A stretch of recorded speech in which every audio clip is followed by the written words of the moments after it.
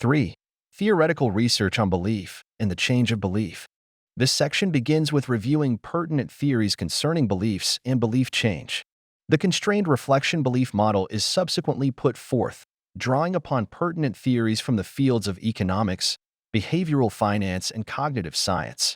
In addition, through the empirical analysis of the model, this section investigates the evolution of Chinese citizens' political convictions in the wake of the opening up and reform, focusing on online public intellectuals as well as political and business elites. Furthermore, I emphasize that the Chinese populace, particularly the Chinese elites, have great aversion and resistance towards the drive in reverse that Xi Jinping have been always enforcing during his era of returning to totalitarianism. 3.1a Brief Literature Review. Smith argues that beliefs dictate our behavior, decisions, and emotions. Belief change is an analytical framework that can be used to analyze many scenarios, including social change. Beliefs can also help us anticipate our next decision in a dangerous moment. The author also introduced the concept of belief sets, in which a change in a person's behavior involves a change in his or her belief sets. The functions of human belief include evaluating options, making choices, and interpreting outcomes to create meaning in a world that ignores reason. The term conversion of belief refers to a substantial shift in which some beliefs are completely replaced. He holds that lasting belief changes work behind the scenes as a result of the inherent characteristics of the mind and the combination of social culture. According to Aversion, experience plays a significant role in the development of a person's beliefs, and the emotional components of an experience can also influence how our beliefs are formed. Weyer and Aversion take beliefs are often seen as judgments about the accuracy of acquired knowledge regarding a subject or, alternatively, the likelihood of an event or situation occurring. Beliefs arise both from subjective experience and in the form of propositions. People have different strengths of belief in different things. Beliefs in a broad sense can also refer to all the concepts and knowledge that people have accumulated, specific events in general situations. By examining a few more particular methods, they imply that beliefs can arise from the conscious interpretation and appraisal of information as well as from the natural process of understanding new information. Also, belief formation and change can be determined by the incentives people receive. For example, through motivation, people can believe in a just world. It takes trial and error to arrive at the right belief, though, as it takes sound judgment to assess one's own circumstances as well as the outside world. Martin Fishbein and Isaac Agin investigate, with what degree of subjectivity, which behaviors influence which types of beliefs an individual develops. Information obtained from external sources, information directly observed, and inferences drawn from these two sources can all contribute to the formation of beliefs. Once formed, beliefs provide the basis for attitudes, subjective norms, and perceptions of control that lead to intentions and actions. Once people think their beliefs are valid, they act on them. People's cognitive processes, tendencies, and desires can distort their interpretation of true information, resulting in false beliefs and actions. Social environment is an important factor in determining human behavior. Not only can we learn about important social forces from studying social phenomena, but we can also infer the underlying behavior of society as a whole by looking at individual-level data changes, such as beliefs, attitudes, and intentions. In terms of empirical research, Bloom's research found that political beliefs were crucial to understanding the dynamics of Soviet diplomacy. Stable core political beliefs can help a country's foreign policy change as little as possible due to external pressure. When external pressure becomes irresistible, changes in beliefs can prompt sudden and radical shifts in diplomatic strategy and fundamental objectives. Giuliano and Spilimbergo suggest that people's political and economic beliefs formed at an early age can influence preferences for the redistribution of economic resources. Using different data sets, they found empirically that people who experienced recessions when they were young were more supportive of government redistribution and tended to vote for left-wing parties. In the latest theoretical research, Charad et al. Think about belief change from the perspective of economics and cognitive science. They take belief as the acceptance that a proposition is true, and the belief utility is a quantity that reflects the benefit to oneself of accepting that a proposition is true. People compare the utility of old beliefs to the utility of new beliefs in terms of economic transactions.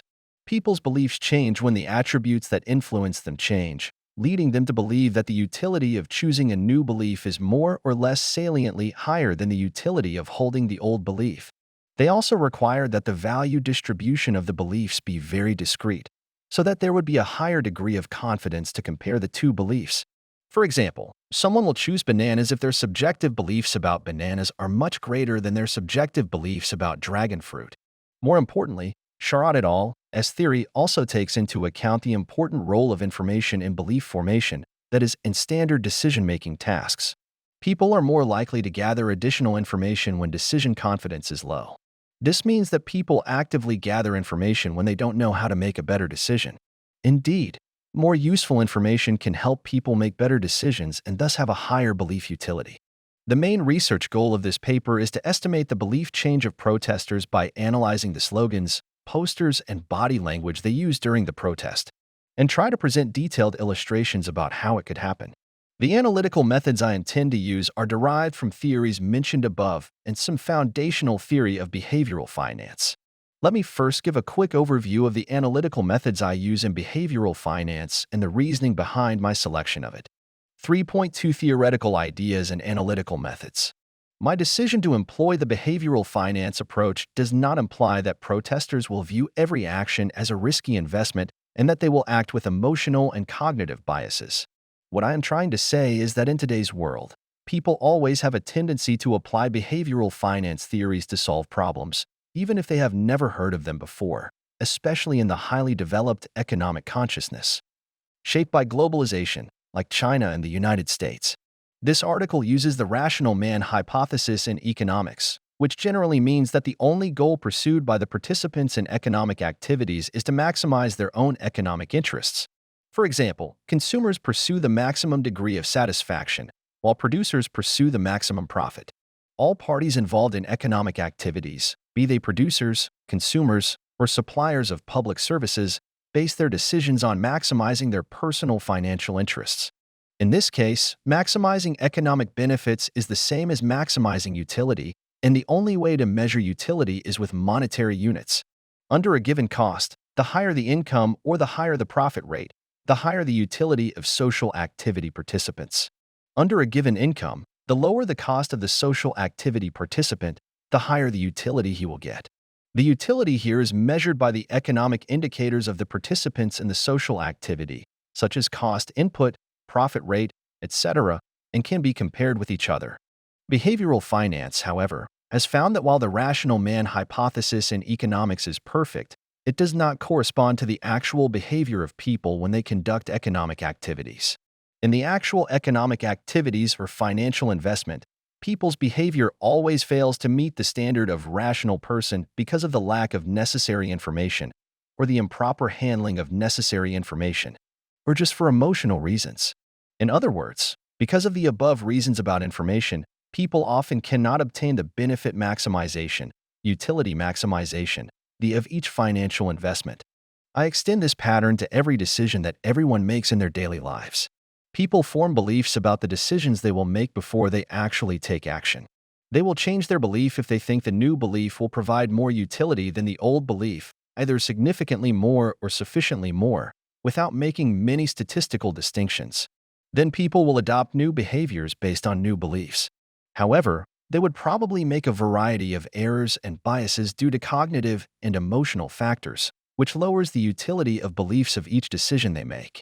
I try to conduct sociological research by applying the theory of behavioral finance that examines investor behavior to the study of decision-making in various social contexts, especially in political behaviors, such as whether to choose to protest against the government or how to protest.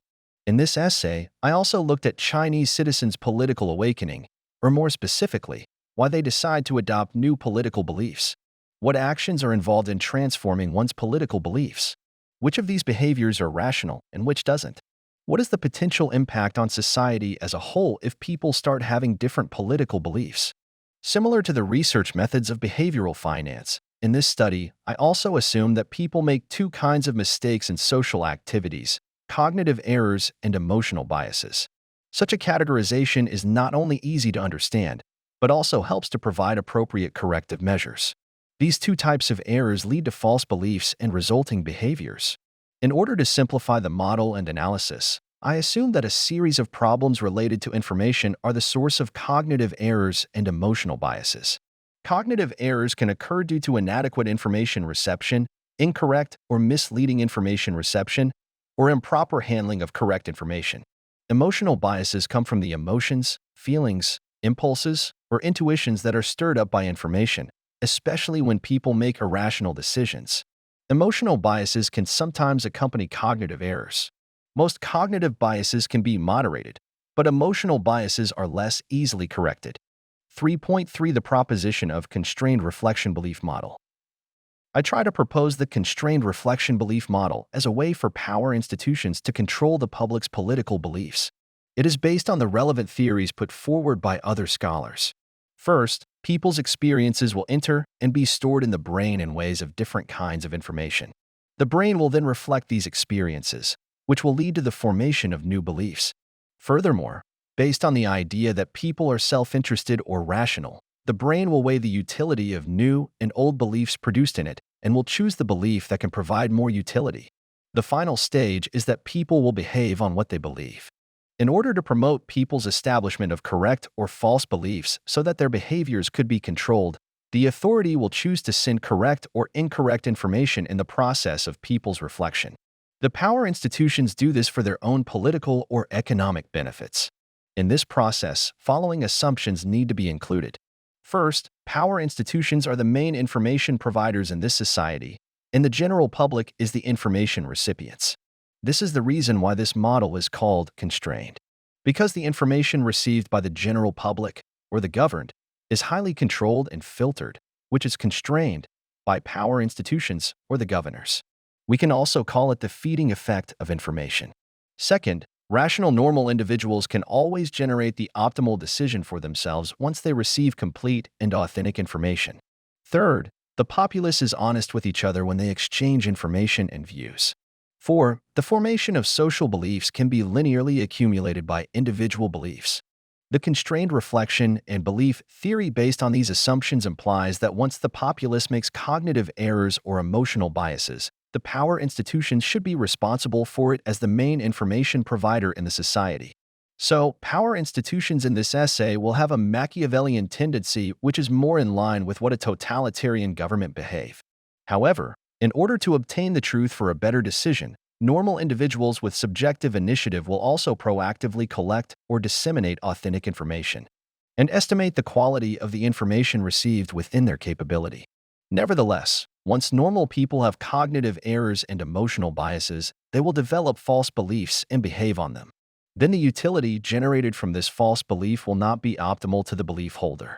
This model can be suitable for use by a variety of institutions or individuals who want to influence people's beliefs and decisions, from various political powers to advertising agencies and lobbying agencies. Because power-centralized governments control almost all of a society's propaganda and education resources, they can usually maximize the effectiveness of this model for their rule. Due to the near-total control over a society's propaganda and educational system, totalitarian governments can typically maximize this model's utility for themselves. This implies that the totalitarian governments will send out any kind of information into the society, authentic or fake, to guide the public's belief and behavior for their own interests. It should be noted that in totalitarian regimes, once ordinary people no longer trust official information, they will reflect more carefully on their own experiences or actively search for and inquire as much as possible about them. In this case, the effect of political propaganda and education of totalitarian governments may be greatly reduced, resulting in a huge waste of social resources. In addition, this model is suitable for evaluating belief formation and transformation of both individuals and society as a whole. This essay aims to explore the evolution of Chinese beliefs over a lengthy historical context, with a particular emphasis on changes that occurred after 1949 and continue to this day, primarily in relation to political beliefs. Based on the previous discussions, it can be concluded that national beliefs are shaped and changed by the socio-political environment in a very significant and important way. In this paper, it could be argued that the transformation of beliefs is a result of the change of socio-political landscape, which is in line with the current CCP political leaders' desire to restore totalitarianism. To protect their totalitarian rule, they will build different types of sociopolitics, either authoritarian or totalitarian, depending on the needs of the time they are in power, with the sacrifice of the well-being of most people. If the depressed economy affected their totalitarian rule, they would open up their economy within the framework of a totalitarian system, moderately liberalizing speech and ideological control and establishing authoritarian regimes. Once the economy and foreign trade develop, scientific and technological strength approaches that of the West, and the public thoughts and political beliefs become even more westernized in this process. And the subsequent ideological changes have threatened their centralized rule. The totalitarian forces will urge China return to a totalitarian regime. China now is reverting to totalitarianism. 3.4 Empirical analysis of the theoretical model. Take 40 years of reform and opening up as an example. After 40 years of economic opening up, have the political beliefs of the Chinese people changed? Are they still willing to return to a totalitarian regime? I tried to use the model of constrained reflection belief to analyze the overall political belief status of the Chinese people. After experiencing rapid economic development, the material needs of the Chinese people as a whole related to food, clothing, housing, and transportation have been greatly satisfied and improved. Ideally, the information generated by their thoughts and feelings about these exciting experiences will become an important content and basis for their reflections, and in this way shape their beliefs and behaviors towards a more enlightened and legal political regime. On further reflection, a part of the Chinese population that is well educated and maintains high-quality thinking and reflection will understand that the current economic success is the result of the association with the Western free market, and that belief will help them make more rational political choices in the future.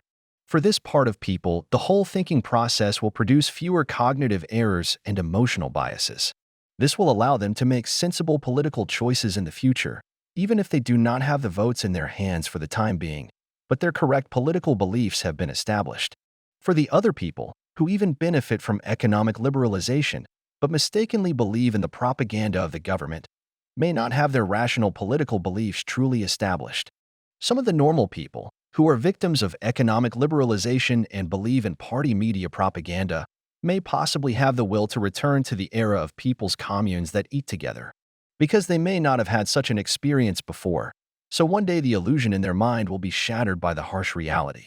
Still, some people, who have neither benefit from economic liberalization, do not believe in party media propaganda, nor have received high-quality education. They are likely to become unrest in society and become part of the protesters at any time.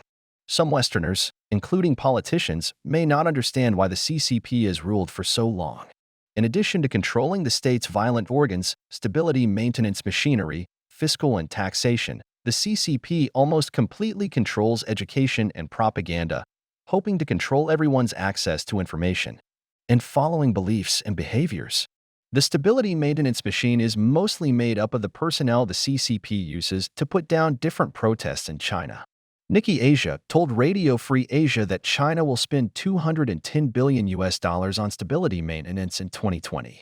This is 7% more than what it spent on defense that year and more than doubles what it spent in the last 10 years. The CCP government have also extended stability maintenance work to Hong Kong. Totalitarian regimes use education and propaganda to promote their class interests.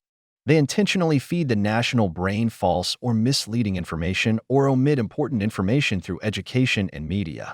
This misinformation is the main reason most people still choose to believe and support centralized rule. Take the previous case of Zhengzhou University as an example. This university is the best comprehensive university in Hunan province, which is in the middle of China. The teacher, a woman, eulogized to the students with tears about the heartwarming story of Zhao Yulu, who was the party secretary of Lanzhou County, Hunan, in Mao's era. After seizing control of Lanzhou County in 1962 and bringing the locals out of poverty, the heroic party secretary who was warmly regarded by regular Chinese people passed away in 1964 from liver cancer. The young female instructor, however, would not divulge to the university students the reasons behind the extreme poverty of Chinese society at the time, nor the number of people who perished from starvation in Hunan province during the Great Famine. The sole purpose behind the establishment of Zhao Yulu as a political symbol was to provide the CCP with an illusory legitimacy and to conceal its ineffectiveness during the Great Famine. The reason why it is illusory, because the public does not have authentic, complete, and beneficial information to rationally evaluate political symbols or idols, and so that true reflections and beliefs can be formed. The party-state system's education and propaganda are full of examples like this, which have already systematically twisted the Chinese people's thoughts and judgments towards their history, present situation, and future. It must also be pointed out that the CCP government divides the Chinese people's thinking in two categories. One is related to the ideology of totalitarian rule, which they absolutely want to control. The other part is related to the development of the economy, such as various scientific and technological and managerial skills. They need people to have such skills, and the more the better. In what ways have economic globalization and liberalization changed the Chinese people and model of constrained reflections belief? I think there are at least two aspects.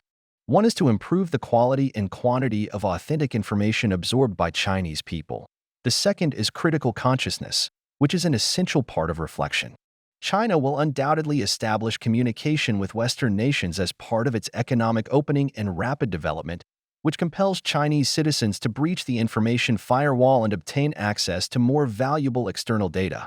For instance, data essential for the functioning and production of enterprises, information pertaining to Western politics and daily life, and data concerning Western criticism of the CPP government, among other things. The other is critical consciousness.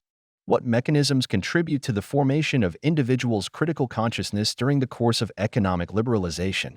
Individuals will progressively develop a discerning awareness regarding commodity exchange and market competition, which they will subsequently extrapolate to the realm of politics.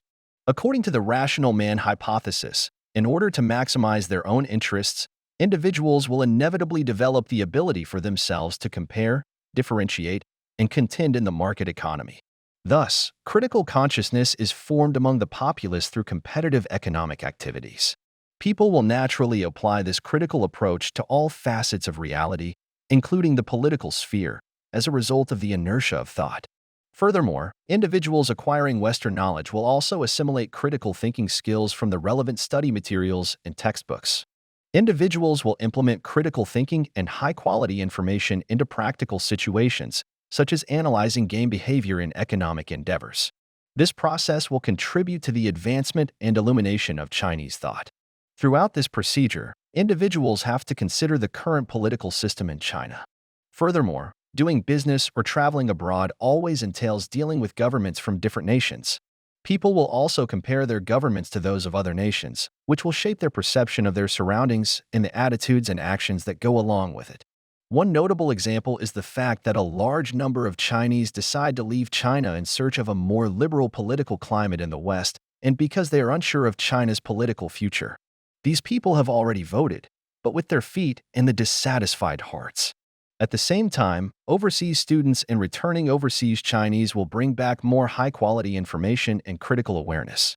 Over the past 4 decades, Chinese people have received Western knowledge and critical thinking in various ways in their daily lives, which have profoundly influenced or changed their political beliefs. The greatest obstacle the ruling class appears to face in its attempt to return to a totalitarian regime is the elimination of a market economy and private ownership economy, which have been established to some degree. Indeed, it stems from the gradual transformation of the open and freedom thinking that the Chinese people have established over the last 4 decades. And political ideology constitutes a significant component thereof. Everyone in China will obey Xi Jinping's orders if their political views are entirely in line with his. And everyone will be happy to return to a totalitarian society if this is the case.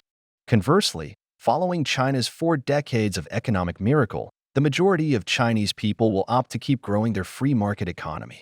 Xi Jinping's stale political belief will undoubtedly be gravely at odds with such a political belief. Consider that during the reform and opening up period, China springs out a large number of industrial and commercial leaders represented by Jack Ma, Ren Jiqiang, and Sun Dong, as well as a top intellectual like Kai Xia. If they were truly willing to return to the totalitarian era, they would not have such a miserable end. The current totalitarian government in China wants them to either actively embrace totalitarian political ideology, hand over their corporate assets, or keep quiet and not say anything against going back to a totalitarian society. Why do these social elites reluctant do this? Because stories about China's economic growth during the last 40 years, along with their own experiences, have completely changed these people's political beliefs. Nowadays, almost nobody in China is truly willing to remain true to the original aspiration and keep the mission firmly in mind, and be the followers of Xi to retrace the long march. At the end of this part, I have to waste a bit of your time to add some content for you. I would like to introduce to all of you the current situation of Jack Ma, Ren Jiqiang, Sun Dong, and Kai Xia. On November 3, 2020, the $34.4 billion IPO of Jack Ma's Ant Financial Group was turned down by the Shanghai Stock Exchange. Several newspapers linked the regulator's response to Ma's comments. Because in his public comments on October 24, 2020, Ma criticized the government's crackdown on financial risk and financial innovation. On September 22, 2020, Ren Jiqiang, a real estate entrepreneur, was sentenced to 18 years in prison for corruption by a Beijing court. He was linked to an article that criticized and satirized Xi Jinping's handling of the COVID-19 crisis a few months ago. In the article, Xi was called a clown with no clothes who was still determined to play emperor. On July 28, 2021, Sunday Dao, a billionaire who runs the country's largest private agricultural business and is an outspoken entrepreneur, was sentenced to 18 years in prison. In June 2020, a recording of Kai Xia, a retired professor at the Central Party School, calling the CCP a political zombie and Xi as a mafia boss, leaked and spread rapidly on the internet at a private party. She was subsequently expelled from CCP and her pension was revoked. Ren Jiqiang, entrepreneur of a real estate company, is a typical representative. He has repeatedly discussed the shortcomings of the CCP system in developing a free economy and public gatherings of China's political and business elites. In this video, he publicly called on everyone to stand up hard, knock down the wall in front of us, and establish a social democratic system. This saying received warm applause from the audience.